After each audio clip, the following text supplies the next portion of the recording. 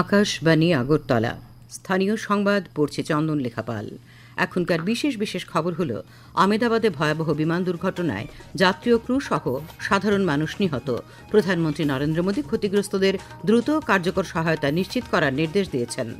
মুখ্যমন্ত্রী অধ্যাপক ড মানিক সাহা আজ খোয়াই জেলায় মোট 8টি প্রকল্পের উদ্বোধন করেন।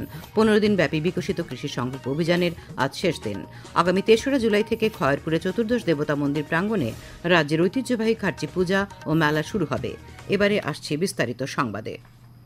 আহমেদাবাদে ভয়াবহ বিমান দুর্ঘটনায় বহু যাত্রী ও সাধারণ মানুষ নিহত। আজ দুপুরে লন্ডনগামী এয়ার ইন্ডিয়ার একটি যাত্রী বিমান গুজরাটের আহমেদাবাদ বিমানবন্দরের কাছাকাছি মেঘানীনগরে একটি মেডিকেল কলেজের ছাত্রাবাসের ওপর ভেঙে পড়ে।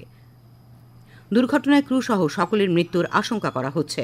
অসামরিক বিমান পরিবহনের মহানির্দেশকের পক্ষ থেকে জানানো হয়েছে, বিমানে 2 জন চালক, 10 জন কেবিন ক্রু সহ মোট 242 জন যাত্রী ছিলেন।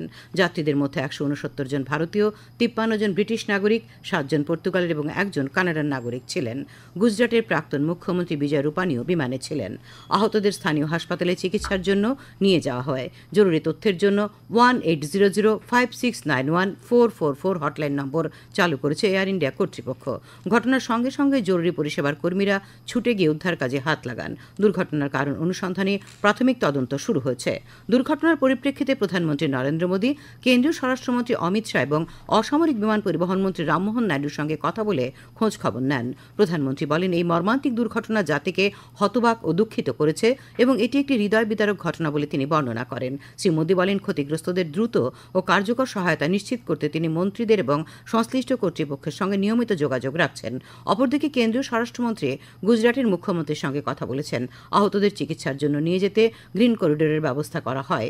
স্বরাষ্ট্রমন্ত্রী অমিত শাহ ইতিমধ্যেই ঘটনাস্থলে পৌঁছেছেন। এদিকে কেন্দ্রীয় অসামরিক বিমান পরিবহন মন্ত্রী রামমোহন নাইডু দুর্ঘটনা উদ্ধার কাজের তদারকির জন্য আহমেদাবাদ পৌঁছেছেন।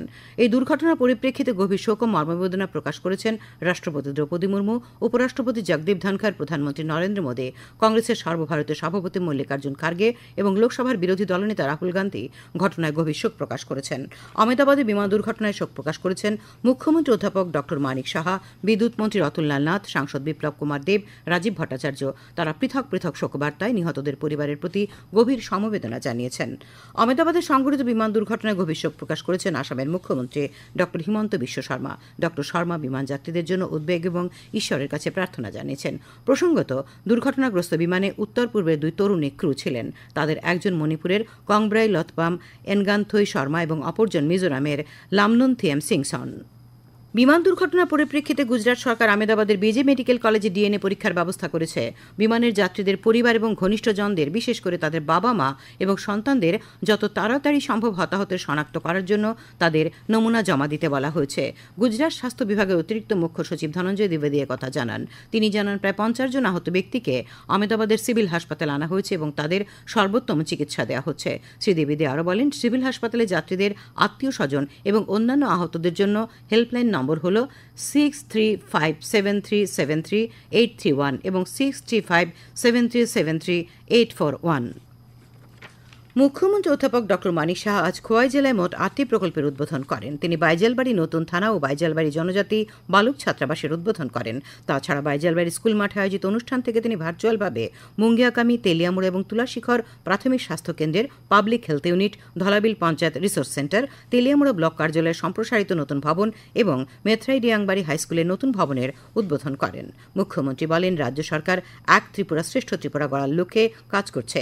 প্রধানমন্ত্রী নরেন্দ্র মোদীর রাজ্যে গৃহীত উন্নয়নমূলক প্রকল্প সম্পর্কে তিনি বিস্তারিত উল্লেখ করেন। অনুষ্ঠানে বক্তব্য রাখেন জনজাতি মন্ত্রী বিকাশ দেববর্মা, বিধায়ক রঞ্জিত দেববর্মা। উপস্থিত ছিলেন রাজ্য পুলিশের মহানির্দেশক অনুরাগ ধনখড়, খোয়াই জেলা পরিষদের সভাধিনেত্রী অপর্ণা সিংহ রায়। ত্রিপুরা মধ্যশিক্ষা পর্ষদ পরিচালিত 2025 সালের মাধ্যমিক এবং উচ্চতর মাধ্যমিক পরীক্ষার চূড়ান্ত মেধা তালিকা আগামীকাল বেলা 12টায় প্রকাশ করা হবে। পর্ষদ সচিব ড দুলাল দে এ খবর জানিয়েছেন। খবর প্রচারিত হচ্ছে আকাশবাণীর আগরতলা কেন্দ্র থেকে। আকাশবাণীর সংবাদের আপডেট পেতে লগ ইন করুন www.newsonair.com এবং নিউজ অন এয়ার অ্যাপ এবং টুইটার ও ফেসবুক প্ল্যাটফর্মে এআইআর নিউজ অ্যালার্টসে। ইউটিউবে লক্ষ্য রাখুন নিউজ অন এয়ার অফিসিয়ালে। এছাড়াও আকাশবাণী আগরতলার সংবাদের আপডেট পেতে দেখুন টুইটার বা এক্স হ্যান্ডেলে আকাশবাণী নিউজ আগরতলা, ফেসবুকে এআইআর নিউজ আগরতলা এবং ইউটিউবে আকাশবাণী নিউজ আগরতলা। 15 দিন ব্যাপী বিকশিত কৃষি সংকল্প অভিযানের আজ শেষ দিন। আগামীকাল এই অভিযানের আনুষ্ঠানিক সমাপ্তি হবে নাগিছড়া স্টেট হর্টিকালচার রিসার্চ সেন্টারে।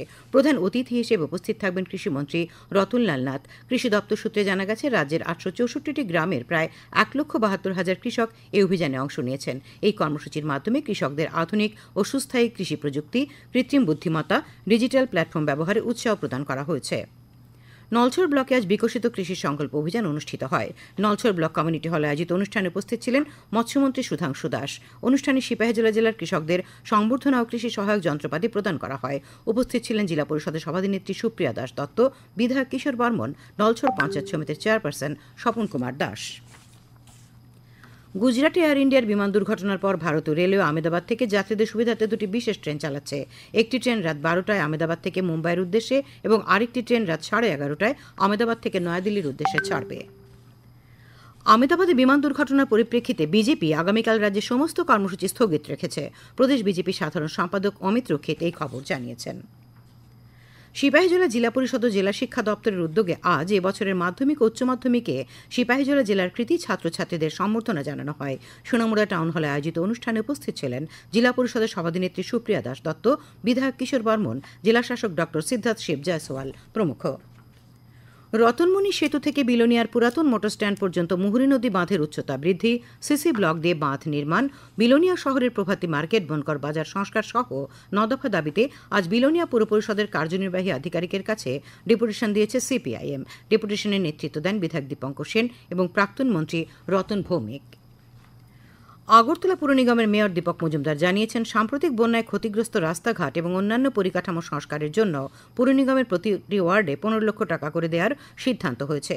আজ পুর নিগমের বৈঠকের পর তিনি সাংবাদিকদের একথা জানান। মেয়র জানান, আজকের বৈঠকে আগরতলা পুর নিগম এলাকায় বিভিন্ন প্রকল্পের কাজের অগ্রগতি নিয়েও পর্যালোচনা করা হয়েছে। রাজ্যেই প্রথম আগরতলার জিবি হাসপাতালে 11 বছর বয়সী এক শিশুর মেরুদণ্ডে সফল জটিল অস্ত্রোপচার করা হয়েছে। শিশুটি বর্তমানে সম্পূর্ণ সুস্থ ও স্বাভাবিক। আজ জিবি হাসপাতালে এক সাংবাদিক সম্মেলনে শিশুরোগ বিশেষজ্ঞ ডক্টর সঞ্জীব কুমার দেববর্মা এই খবর জানান। ত্রিপুরা গ্রামীণ জীবিকা মিশনের জোলাইবাড়ি ব্লক মিশন ম্যানেজমেন্ট ইউনিটের উদ্যোগে আজ জোলাইবাড়িতে নেশা ও বাল্যবিবাহ বিরোধী এক সচেতনতা সভা অনুষ্ঠিত হয়। সভায় ব্লক এলাকার বিভিন্ন গ্রামীণ সংগঠনগুলির সদস্যরা এবং জোলাইবাড়ি দ্বাদশ স্কুল ও জোলাইবাড়ি MM দ্বাদশ স্কুলের ছাত্রছাত্রীরা উপস্থিত ছিলেন। সভায় বাল্যবিবাহ ও নেশার কুফল তুলে ধরে আলোচনা করেন জোলাইবাড়ি সামাজিক স্বাস্থ্য কেন্দ্রের চিকিৎসক গৌরব সরকার, জোলাইবাড়ি ফাঁড়ি থানার ওসি খোকন দাস এবং দক্ষিণ জেলার শিশু সুরক্ষা ইউনিটের সুরক্ষা আধিকারিক খোকন ভৌমিক।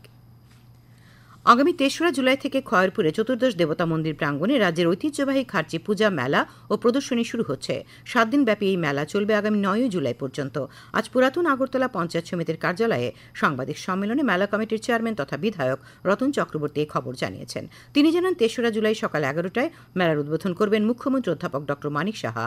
আগামী 9 জুলাই মেলার সমাপ্তি দিনে উপস্থিত থাকবেন সাংসদ বিপ্লব কুমার দেব এবং রাজীব ভট্টাচার্য। মেলার ভিটিবিলির জন্য আবেদনপত্র দেওয়া হবে আগামী 15 জুন থেকে। খেলার খবর। ত্রিপুরা ফুটবল অ্যাসোসিয়েশন পরিচালিত ঘরোয়া দ্বিতীয় ডিভিশন লীগ ফুটবল প্রতিযোগিতার আজকের খেলায় ঐকতান যুব সংস্থা জয়লাভ করেছে। উমাকান্ত মিনি স্টেডিয়ামে বিকেলে অনুষ্ঠিত খেলায় ঐকতান যুব সংস্থা 4-3 গোলে বীরেন্দ্র ক্লাবকে পরাজিত করে। আবহাওয়া।